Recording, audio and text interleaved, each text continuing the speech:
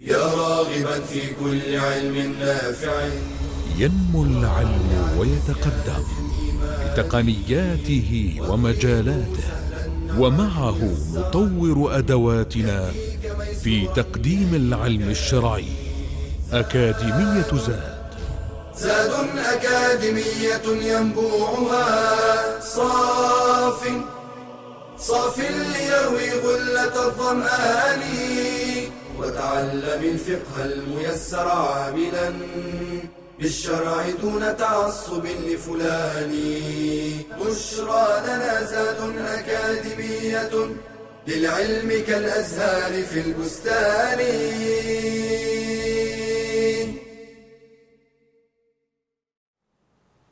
بسم الله الرحمن الرحيم. الحمد لله رب العالمين، والصلاة والسلام على المبعوث رحمة للعالمين سيدنا محمد وعلى آله وصحبه أجمعين.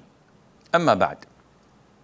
The sixth issue that is makruh in salat, or is disliked in salat, to cross your fingers like this.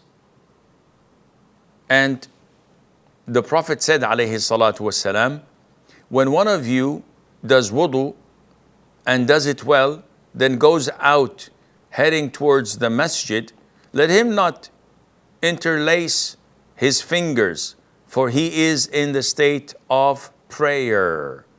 So in preparation to prayer, you should not do this. And might as well say that doing this while praying is not permissible.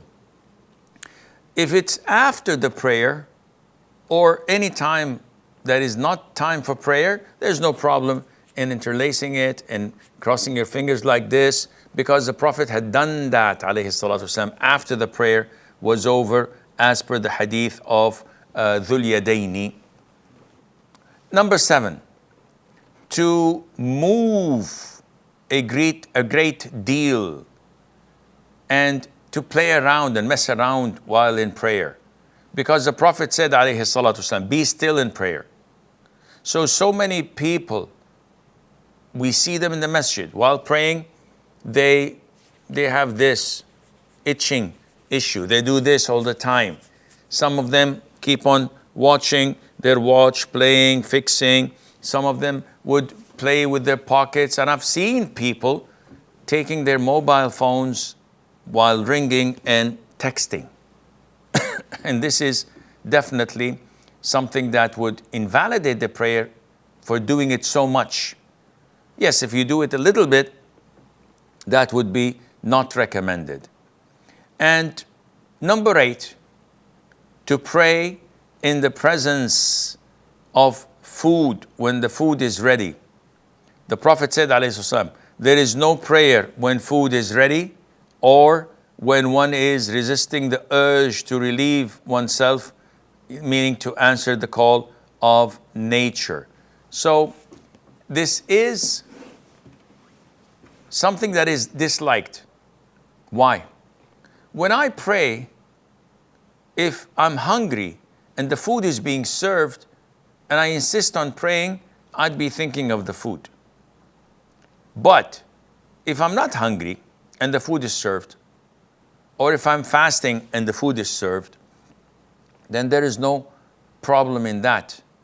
You can pray without any problem. Or even if the food is extremely hot and I know I can't eat it immediately, so I go and pray and utilize the time so that it would cool down by the time I finish my prayer, then there is no problem in that as well. Walhamdulillahi Rabbil Alameen. Now,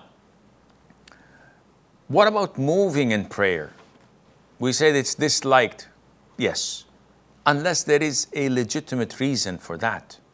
And the movement in prayer can be divided into the 5 categories mentioned in fiqh books.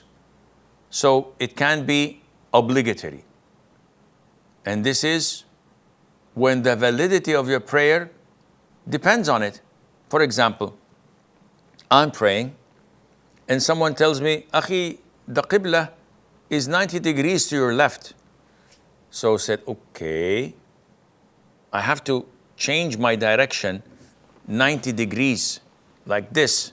Otherwise, my prayer would be invalid. So it's a must for me to move. Or if I'm praying and there is a snake approaching me or a scorpion, and I say, if I move, this is makruh. Yeah, but if you don't move, may you rest in peace. You're a dead duck. So what to do? You have to move. It's a must that you move, either to get away from its way or to kill it while in prayer. The second category would be that it's prohibited for you to move. As in the case of this brother who is texting or doing unnecessary actions in the prayer. This is haram. This is prohibited. The third category is recommended. So many times we are praying in the masjid, in the haram for example, and all of a sudden people start moving to fill up the rows in front of them. And there's a gap in front of me. So I walk to fill up the gaps while in prayer, and this is recommended. The fourth category is permissible. I'm praying and I'm carrying my grandson, like the Prophet used to do, alayhi salatu wasalam, while in prayer. So this is permissible, though there is no necessity to it, but also it is something that was done by the Prophet sallallahu alaihi wasallam, so it's permissible. And finally, what is makruh, and that is to move without any legitimate reason or a necessity. So someone just all the time is doing this in salat. Every time he's doing this and keeps on moving like that, this is makruh, and you should not do this because there's no need for that, and Allah Azza wa Jalla knows best. وصلى الله وسلم وبارك على نبينا محمد.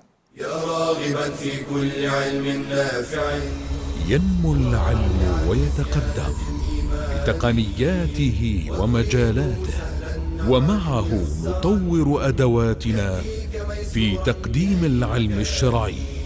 أكاديمية زاد أكاديمية ينبوعها صاف ليروي غلة الظمآن، وتعلم الفقه الميسر عاملا بالشرع دون تعصب لفلان. بشرى لنا زاد أكاديمية للعلم كالأزهار في البستان.